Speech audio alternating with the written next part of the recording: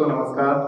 Tiwari academy coaching classes में आप लोगों का पुनः स्वागत, वरना अभिनंदन।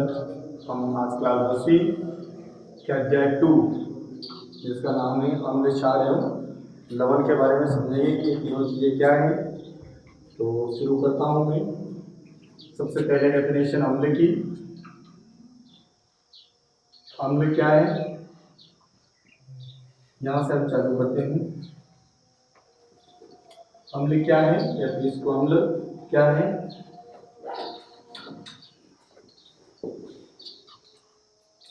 तो ऐसे पदार्थ जो स्वाद में खट्टे होते हैं तो उन्हें हम अम्ल कहते हैं। ऐसे पदार्थ, मैंने पदार्थ की डेफिनेशन भी आप लोगों को शो कर दी है। पदार्थ को इंग्लिश में बैटर कहते हैं। तो ऐसे पदार्थ जो स्वाद में खट्टे होते हैं, स्वाद में खट्टे होते हैं,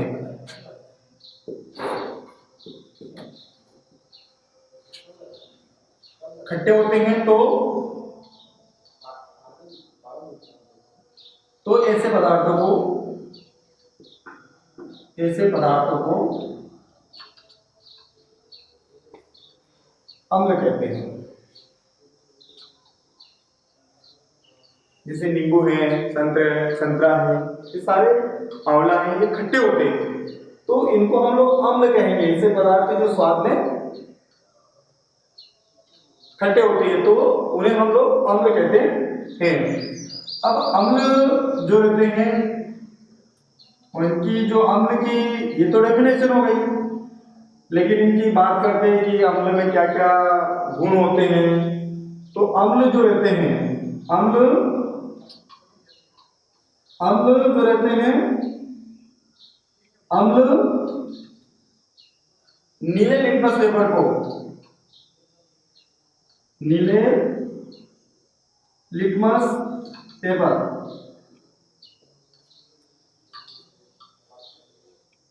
को लाल कर देते हैं।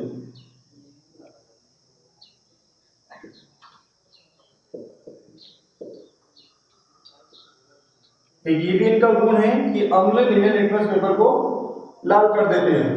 और देखते हैं हम लोग, तो अम्ल को जब जल में मिलाते हैं, अम्ल को जल में मिलाने पर हाइड्रोजन प्लस आयन देते हैं। आयन की डेफिनेशन भी मैं समझा चुका हूं। आयन देते हैं,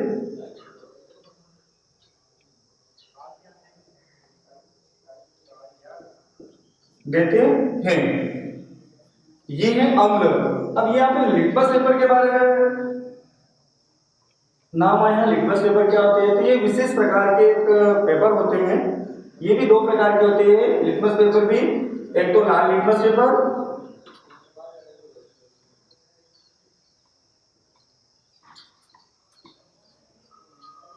और एक होते हैं नीले लिटमस पेपर।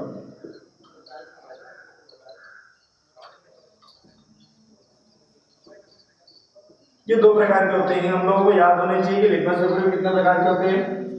दो प्रकार के होते हैं, एक तो लाल लिटमस पेपर और एक नीले लिटमस पेपर। ये लिटमस पेपर भी लाइकेन नाम के पौधे से बनाए जाते हैं। कभी पूछे तो लाइकेन नाम के जो पौधे होते हैं, ये समुद्र के आसपास उगते हैं ये पौधे। लाइकेन नाम के पौधे को जो फिल्टर पेपर होते हैं उनके ऊपर उनको डालकर इस तरह के पेपर को तैयार किए जाते हैं। तो हम लोगों को यही याद रखना कि लिटमस पेपर दो प्रकार के होते हैं, लाल लिटमस पेपर और नीले लिटमस पेपर। तो जब अम्ल में हम लिटमस पेपर को डुबोते हैं तो अम्ल नीले लिटमस पेपर को लाल कर देते हैं। इसकी भी हम लोगों ने जो है याद रखने के लिए, क्योंकि याद रहता नहीं है, इसलिए ट्रिक बनाई हम लोगों ने, जो मैं आप लोगों को यहाँ लिख देता हूं अनिल नाम से। अनिल से याद कर सकते हो आप, ट्रिक है अनिल। तो अब आसानी हो जाएगी इसको याद करने में अम्ल को। तो अम्ल नीले लिटमस पेपर को लाल कर देता है। सीधे अनिल नाम से हम लोगों को याद रख लेना चाहिए कि अम्ल नीले लिटमस पेपर को लाल कर देता है। तो ये अम्ल के बारे में हम लोगों को बेसिक जानकारी प्राप्त हो जाना चाहिए कि अम्ल क्या होते हैं। तो ऐसे पदार्थ जो स्वाद में खट्टे होते हैं, तो ऐसे पदार्थों को अम्ल कहते हैं। अम्ल कहते हैं। दूसरे नंबर की बात की जाए तो अम्ल नीले लिटमस पेपर को लाल कर देते हैं, जैसे मैंने अनिल बताया इसके लिए ट्रिक। और अम्ल को जब जल में मिलाने पर वो हाइड्रोजन प्लस आयन देते हैं। ठीक है, यहाँ तक हम लोगों को समझ आना चाहिए। ये क्लियर हो गया पहला वाला पॉइंट, अम्ल किसे कहते हैं। तो ये अम्ल के बारे में मैंने बता दिया आप लोगों को। क्षार किसे कहते हैं, तो क्षार क्या है। क्षार क्या है, सबसे पहले ये पॉइंट आता है कि क्षार क्या है। तो मैं इसकी डेफिनेशन आप बता देता हूं कि ऐसे पदार्थ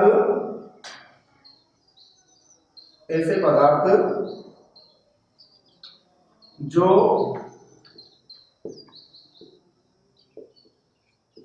स्वाद में कड़वे होते हैं।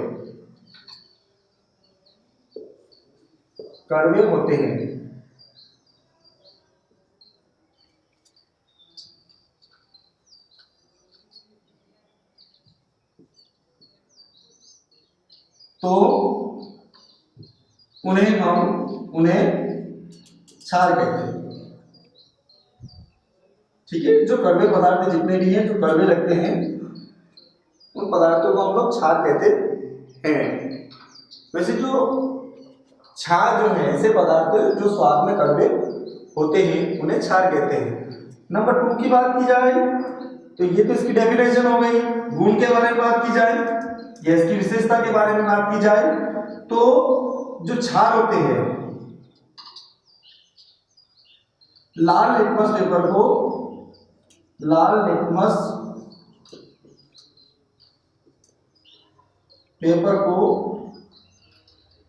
नीला कर देते हैं।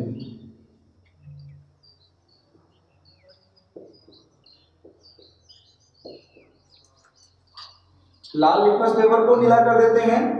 नंबर 3 का जो पॉइंट होता है, क्षार को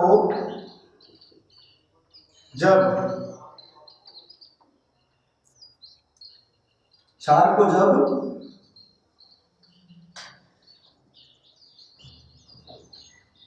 जल में विलय किया जाता है तो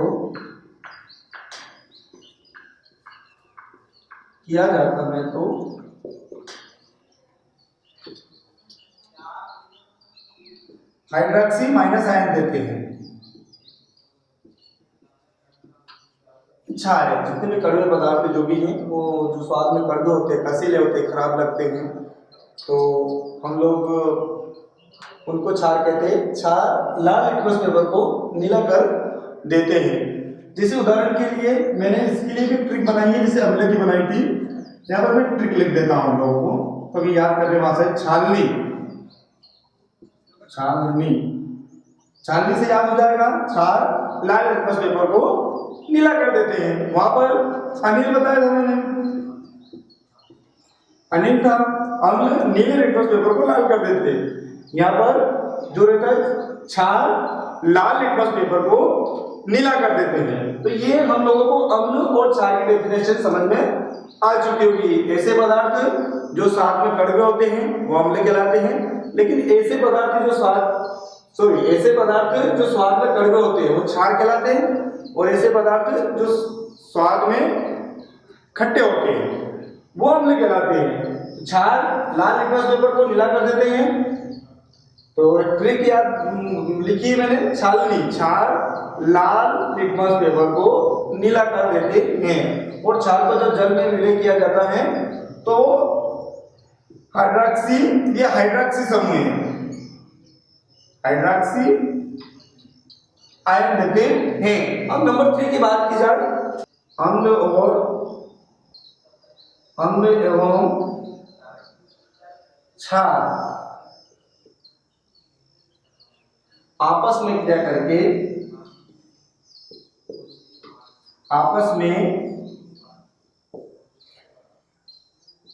क्रिया करके जिन पदार्थों का निर्माण करते हैं, जिन पदार्थों का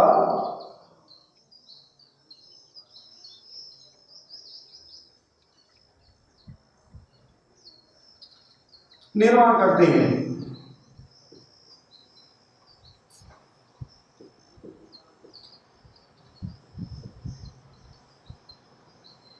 उन्हें हम लवण कहते हैं।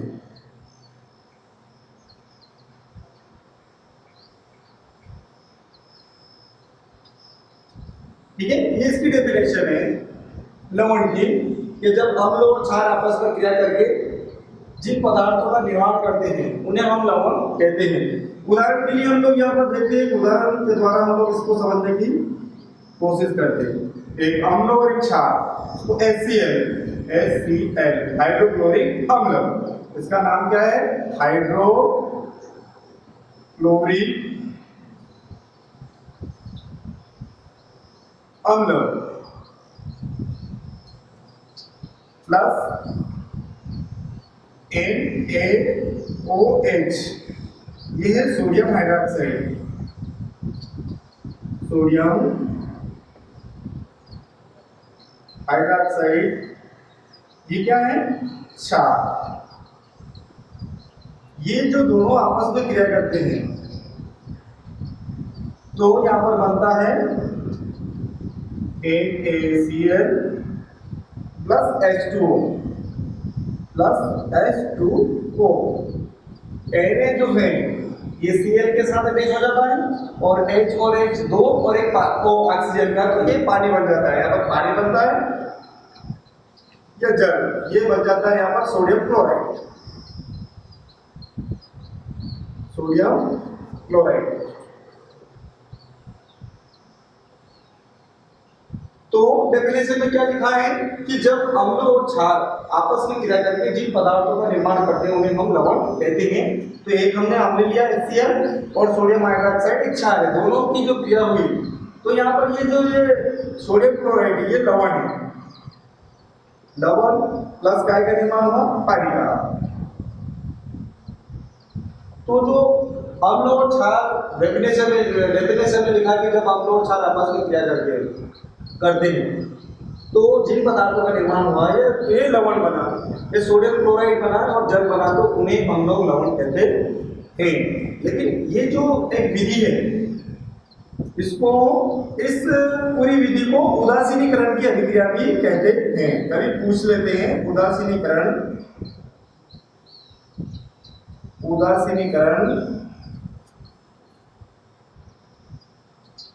अभिक्रिया को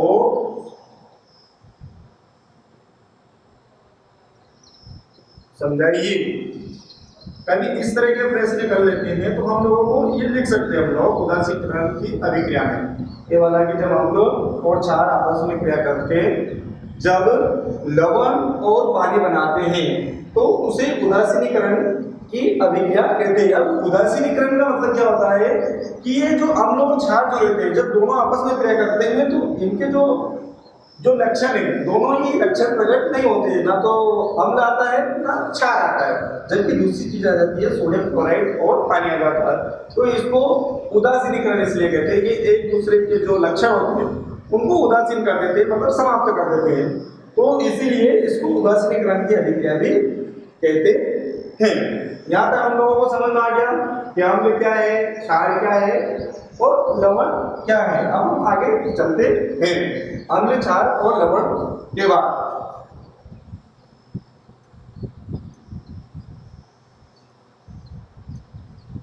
एक प्रश्न है इसी पार्ट में कि जिप्सम से प्लास्टर ऑफ पेरिस कैसे बनाया जाता है। इसका प्रश्न बहुत हाईलाइटेड प्रश्न है। जिप्सम से प्लास्टर ऑफ पेरिस, पेरिस ये पेरिस कैपिटल है, फ्रांस की राजधानी पेरिस। प्लास्टर ऑफ पेरिस कैसे बनाया जाता है, ऐसा बहुत महत्वपूर्ण प्रश्न इसी पार्ट में बनाया जाता है। ये जो जिप्सम है, जिप्सम से प्लास्टर ऑफ पेरिस किस तरह से बनाया जाता है। हम लोग पहले तो जिप्सम का सूत्र याद रखना पड़ेगा हम लोगों को। जिप्सम का सूत्र क्या है? CaSO4 2H2O। इसको जिप्सम कहते हैं। ये कैल्शियम सल्फेट भी है, इसका रासायनिक नाम कैल्शियम सल्फेट है और हम इसको जिप्सम कहते हैं। यहाँ मैं जिप्सम ये मैंने जिप्सम लिख दिया। हम लोगों को याद रखना पड़ेगा जिप्सम का सूत्र है कैल्शियम सल्फेट 2H2O। और ये जो है प्लास्टर ऑफ पेरिस इसको POP कहते हैं। POP कभी से भी ऑप्शन में आ जाता है कि POP का पूरा नाम लिखिए, तो आपको लिखना है POP का पूरा नाम प्लास्टर ऑफ पेरिस है। ये जो जिप्सम है ये आप लोगों ने जो फ्रांस की राजधानी जो पेरिस है वहां पर पाया जाने वाला पदार्थ है जिप्सम। ये जो जिप्सम है इसको आप लोगों ने जो सीमेंट उद्योग है वहां पे जो घुनी भट्टी होती है, घुनी भट्टी जो स्टोन होते हैं, स्टोन को छोटे छोटे कणों में तोड़ती है जिनको हम लोग क्लिंकर कहते हैं। क्लिंकर जो बनती है छोटी छोटी बारीक कण बनते हैं। सीमेंट तो बन जाती है लेकिन वो जो सीमेंट होती है वो सीमेंट ऐसी सीमेंट होती है कि अगर उस पर पानी डाल दिया जाए तो वो जम जाती है। अगर कोई सीमेंट ऐसी बनेगी कि सिर्फ उसमें पानी डाल दिया और जम जाती है तो उस पर किस तरह से जो मिस्त्री रहते हैं या वर्कर रहते हैं वो काम नहीं कर पाएंगे, ऐसे सीमेंट में काम नहीं कर पाएंगे, दीवार को नहीं तोड़ पाएंगे। टाइम की आवश्यकता होती है, थोड़ा समय लगना चाहिए, उसकी जमने की क्रिया थोड़ी मंद होनी चाहिए। तो जो सीमेंट की जो थैलियाँ होती है उनको पैक करते समय उनमें 2 से 5% जिप्सम मिला दिया जाता है। अब ये जिप्सम जो सीमेंट में मिलता है वायुरोधी थैली में, तो ये जिप्सम क्या करता है कि सीमेंट की जो जमने की अभिक्रिया की जो दर है उसको, जमने की जो क्रिया की दर है उसको ये कर देता है कि वो थोड़ी समय के बाद जमे।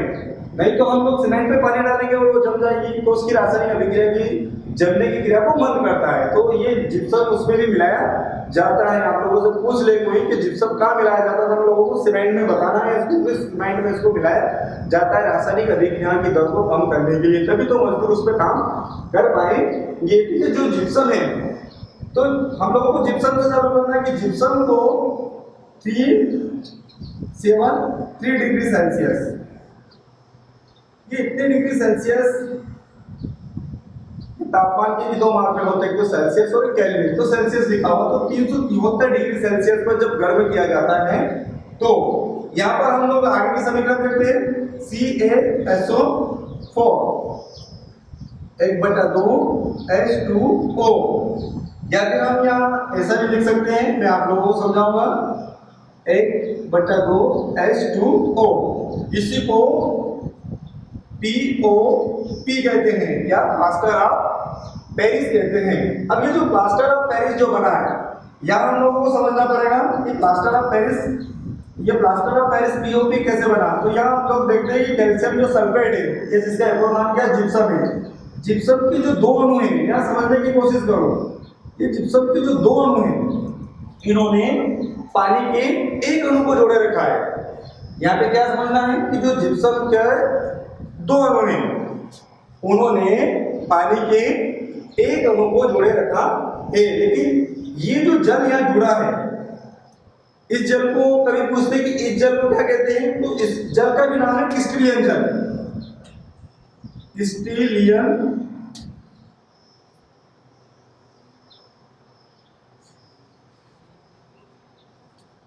जल, क्रिस्टलियन जल कहते हैं, क्रिस्टलियन जल कहते हैं। ये क्रिस्टलियन जल जो रहता है इसकी परिभाषा हम लोगों को बतानी पड़ेगी। क्रिस्टलियन जल क्या है? ये ऐसा जल होता है तो जो किसी चीज से भौतिक रूप से जुड़ा रहता है। भौतिक रूप का मतलब कैसा, जैसे कि कपड़े जो रहते हैं, कपड़े को हम जब धोते हैं तो कपड़ों के साथ में पानी अटैच हो जाता है, लेकिन जैसे हम कपड़े को बाहर किसी डोरी पर डालते हैं सुखाने के लिए, तो कुछ समय के बाद जो पानी होता है वो वाष्प के रूप में उड़ जाता है। तो वो पानी अटैच तो हुआ था कपड़े से, लेकिन किस रूप में था? भौतिक रूप में। तो जो चीज भौतिक रूप में जुड़ी रहती है जब उसको गर्म करते हैं तो उसको छोड़ना पड़ता है। जैसे मिट्टी है, मिट्टी ने भी जो पानी के जो कण हैं इनको बांधे रखा है, लेकिन जैसे ही काट के रुक जाती है तो उस पानी को खींच लेके आती है, अर्थात वो पानी भौतिक रूप से जुड़ा हुआ है। तो क्रिस्टलीन जल ये ऐसा जल होता है जो भौतिक रूप से जुड़ा रहता है। दो प्रकार से जुड़े रहते हैं, भौतिक रूप से, रासायनिक रूप से। तो ये भौतिक रूप से जुड़ा हुआ है, और जो भौतिक रूप से जो जल जुड़ा होता है उसकी हानि होती है। जैसे यहाँ क्रिस्टलीन जल की परिभाषा मैं आप लोगों को लिख रहा हूं कि किसी लवण के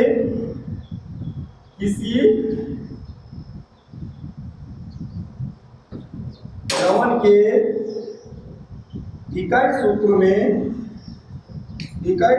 में उपस्थित जल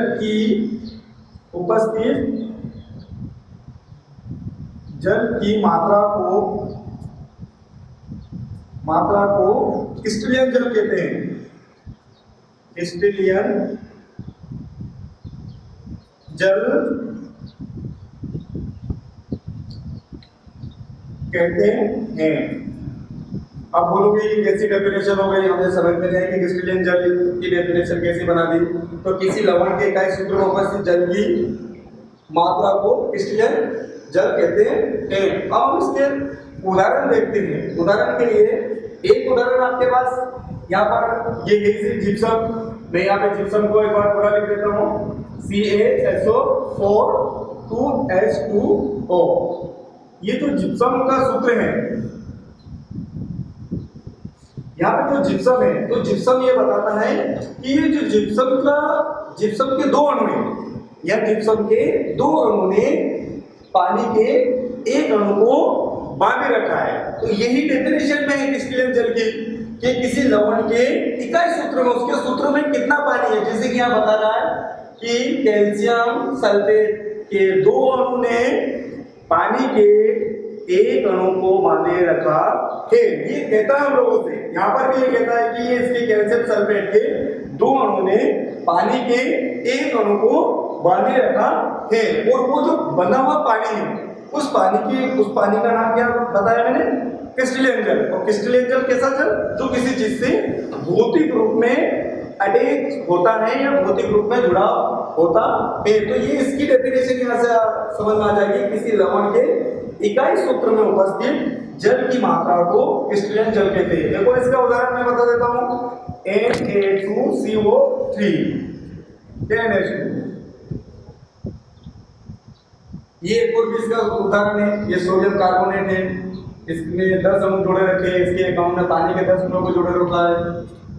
ये इसकी डेफिनेशन है कि ये जो सोडियम कार्बोनेट के एक अणु ने पानी के जो है 10 अणु को जोड़े रखा, ये भी क्रिस्टलीन जल के उदाहरण है।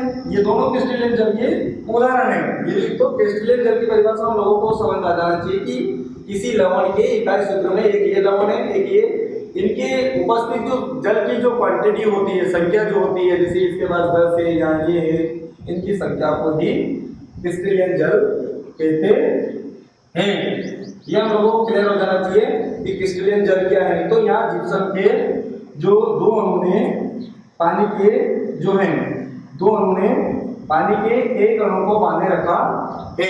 तो जैसे ही 73 डिग्री सेल्सियस टेम्परेचर पर हम लोग इसको गर्म करते हैं, तो ये जो क्रिस्टलीन जल की हानि होती है। अब यहाँ पर इसके दो अणु ने पानी के एक अणु को बांधे रखा है। समझने की कोशिश करें, कैल्शियम सल्फेट के दो अणु ने पानी के एक अणु को बांधे हुए रखा है। कौन से पानी को बांधे रखा है? क्रिस्टलीन पानी को। लेकिन जैसे ये गर्म हुआ, तो यहाँ पर देखो कैल्शियम सल्फेट तो ऐसे लिखा मैंने 1/2 जो लगाया है, इसका अर्थ ये है कि इसका एक अणु, इसके दो अणु ने पानी के एक अणु को बांधे रखा है। तो अब इसका एक अणु है, कैल्शियम सल्फेट का एक अणु है, तो एक अणु पानी के आधे अणु को बांधे रखेगा। यहाँ से समझ में आ रहा है 1/2 H2O। या फिर मैंने यहाँ पे लिखा हुआ है, जो इसका एक अणु होता है, इसका एक अणु होता है, वो पानी के आधे अणु को बांधे हुए है। ये वाला जो आप लोगों को समझ में आना चाहिए, ठीक है। 1/2 H2O क्यों लिखा है, अर्थात आपको ये समझ में आ जाना चाहिए कि इसका जो है कैल्शियम सल्फेट के एक अणु ने पानी के आधे अणु को बांधे रखा है। मान लीजिए अगर दो व्यक्ति, एक व्यक्ति को पूरा पकड़ते हैं, उदाहरण के लिए, तो एक व्यक्ति उसको कितना भाग पकड़ेगा? आधा। ये यहाँ पे लिखा हुआ है कि दो व्यक्ति ने यहाँ पर पानी के एक अणु को बांधे रखा है, तो यहाँ पर एक व्यक्ति उसके आधे अणु को बांधे हुए रखता है। तो ये जो बना हुआ है ये इसी को POP कहते हैं, प्लास्टर ऑफ पेरिस। जो टूटी हुई हड्डी पर, जैसे ये प्लास्टर जो रहता है उसमें भी नमी रहती है, लेकिन जैसे जैसे प्लास्टर करने के बाद कुछ समय के बाद वो वायुमंडल में खुला रहता है तो कठोर हो जाता है। अर्थात वो जो ये जल भी होता है ये भी क्रिस्टलीन जल होता है, धीरे धीरे इसकी नमी हो जाती है और पूरी तरह से वो POP बन जाता है, plaster of Paris. Plaster gypsum से प्लास्टर ऑफ पेरिस भी बना सकते हो। कई पूछते कि जिप्सम से प्लास्टर ऑफ पेरिस बनाने की विधि को समीकरण सही समझाइए, तो आपको यही बताना है कि जब जिप्सम को 373 डिग्री सेल्सियस तापमान पर गर्म किया जाता है तो प्लास्टर ऑफ पेरिस तैयार हो जाता है। और प्लास्टर ऑफ पेरिस से भी आप जिप्सम बना सकते हो। लाइए उल्टी समीकरण हो जाएगी, ये यहाँ पे से प्लास्टर ऑफ पेरिस से भी आप जिप्सम बना सकते हो। ये प्लास्टर ऑफ पेरिस से जिप्सम बन जाएगा, प्लास्टर ऑफ पेरिस से ये जिप्सम भी बन जाता है। यहाँ पर सिर्फ इसका उल्टा करना है। और इसमें क्रिस्टलीन जल की परिभाषा आप लोगों को समझ में आ चुकी होगी कि किसी लवण के किसी इकाई सूत्र में उपस्थित जल की मात्रा को क्रिस्टलीन जल कहते हैं। और ये क्रिस्टलीन जल जो रहता है किसी चीज से भौतिक रूप से जुड़ा हुआ रहता है। जब उसको गर्म करते हैं तो उस जल को, उस वस्तु को या उस पदार्थ को छोड़ना पड़ता है। तो कभी ये प्रश्न भी पूछे जाते हैं कि प्लास्टर ऑफ पेरिस से जिप्सम कैसे बनाया जाता है, तो ये किधर आ जाएगा? ये जिप्सम इधर आ जाएगा। और जब ये पूछा जाता है कि जिप्सम से प्लास्टर ऑफ पेरिस कैसे बनाया जाता है, तो ये मैंने समीकरण लिखी है जिप्सम से प्लास्टर ऑफ पेरिस बनाने की। क्रिस्टलीन जल की डेफिनेशन आप लोगों को समझ आ गई होगी कि किसी लवण के इकाई सूत्र में उपस्थित जल की मात्रा को क्रिस्टलीन जल कहते हुए कुछ छुटा हुआ है। इसके बाद हम पढ़ते हैं, जैसे मान लो अम्ल और क्षार और लवण हम लोग पढ़ रहे हैं, तो अम्ल क्षार लवण, तो हम लोगों को कभी से ये कोई पूछ लेते हैं कि इनका, तो हम लोगों को अम्ल क्षार का तो पहचान चक्कर कर लेना चाहिए। चक्कर किसी चीज की पहचान नहीं करना चाहिए, जानलेवा हो सकती है, आपकी मौत भी हो सकती है। अतः साइंस ये नहीं कहता कि किसी भी चीज का चक्कर ये पता कर लेना चाहिए। इसके लिए विशेष उनको कहते हैं सूचक पदार्थ होते हैं, उनको क्या कहते हैं? सूचक। तो सूचक, कोई पूछे सूचक क्या है तो मैं डेफिनेशन बताता हूं। अम्ल एवं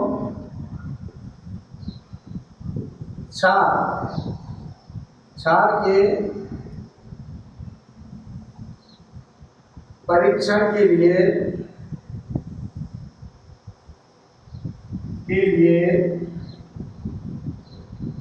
जिन पदार्थों का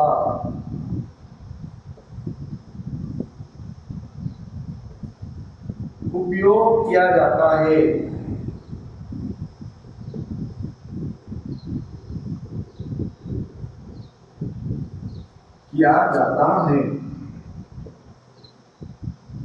उन्हें हम, या उन्हें नहीं कर सकते, उन्हें सूचक कहते हैं, इंडिकेटर, संकेत देते हैं हम लोग, उन्हें सूचक कहते हैं। ये सूचक की डेफिनेशन हो जाएगी। किसी भी अम्ल और क्षार या लवण, किसी भी को परीक्षण नहीं करना है, चक्कर नहीं करना परीक्षण, उनके लिए विशेष कुछ परीक्षण के लिए कुछ जिन पदार्थों का उपयोग किया जाता है तो उन्हें हम लोग सूचक कहते हैं। अब जो सूचक होते हैं, कभी कभी ये पूछते हैं कि सूचक कितने प्रकार के होते हैं, सूचक के प्रकार कभी पूछते हैं, तो हमें बताना है मुख्य रूप से ये दो प्रकार के होते हैं। मुख्य रूप से कितने प्रकार के होते हैं? मुख्य रूप से सूचक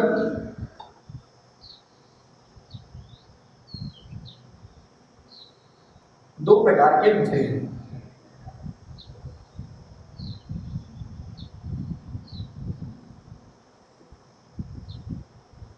नंबर 1, एक तो प्राकृतिक सूचक,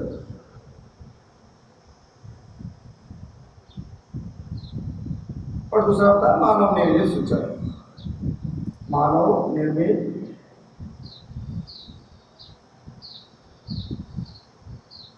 सूचक।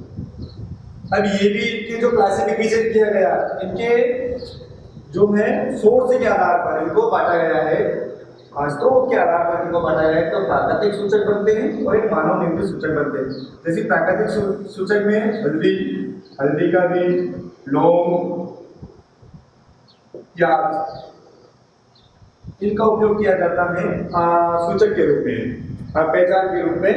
और मानव निर्मित में है, मानव निर्मित आप लोगों का आएगा मिथाइल ऑरेंज, मिथाइल ऑरेंज, और एक का नाम है इनॉक्टेलिन।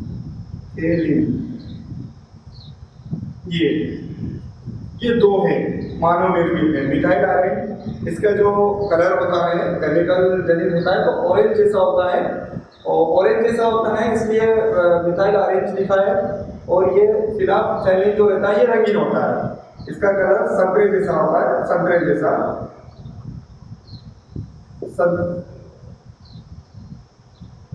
संतरे जैसा, और यहाँ पर होता है रंगीन। ये प्रयोगशाला आप लोगों को आसानी से मिल जाते हैं। तो ये सूचक सोर्स के आधार पर दो भागों में बांटा गया है, तो प्राकृतिक सूचक और एक मानव निर्मित सूचक। तो प्राकृतिक सूचक में इनका उपयोग किया जाता है, हल्दी, लौंग, प्याज, इनका उपयोग करना हम बताएंगे कैसे किया जाता है। और एक मानव निर्मित जो सूचक होते हैं उनमें मिथाइल ऑरेंज ये संतरे जैसा होता है, और ये जो रहता है इनॉक्टेलिन ये जो रहता है ये रंगीन होते हैं। तो एक आंसर में प्रश्न बनता है कि सूचक क्या है और इनका उपयोग क्या किया जाता है। तो सूचक का जो उपयोग है वो अम्ल और क्षार की पहचान करने में किया जाता है। सूचक कितने प्रकार के होते हैं, तो सूचक उनके सोर्स के आधार पर, उनके प्राप्ति के आधार पर दो प्रकार के होते हैं, एक तो प्राकृतिक सूचक और एक मानव निर्मित सूचक। प्राकृतिक सूचक में मैंने बताया हल्दी, लौंग, प्याज और भी है और गुड़हल भी है। मानव निर्मित सूचक में मिथाइल ऑरेंज और फिनोल्फथालीन, इनको मानव द्वारा प्रयोगशाला में तैयार किया जाता है।